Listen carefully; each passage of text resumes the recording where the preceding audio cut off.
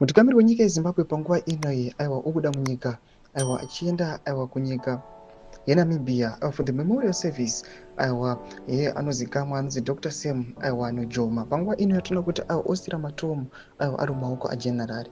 Don't forget subscribe or like or turn the bell kuti tipinda panapa zora nhasi vanhu vanosangana nemapictures amuri kuona avo achiita farewell kune the top leadership the ruling party ZANU-PF government. Vanobuda nyora vachiti President Mnangagwa bids farewell to VP Kothanilo Chiwenga and Kembo Mohadi at Robert Gabriel Mugabe International Airport in Harare this morning before departing for Namibia for the memorial service of that country's founding president, Dr. Sam Nujoma, who will be buried tomorrow.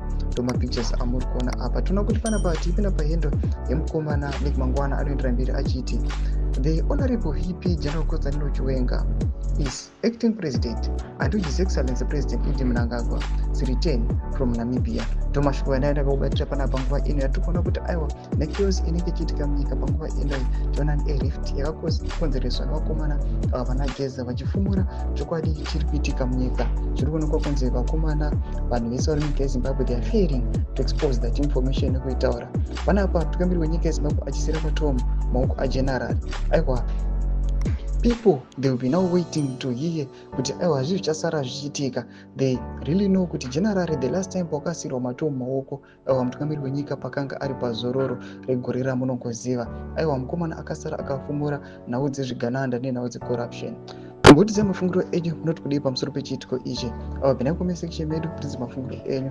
Bvina comment section medu musaona subscribe or like, or turn on the bell icon.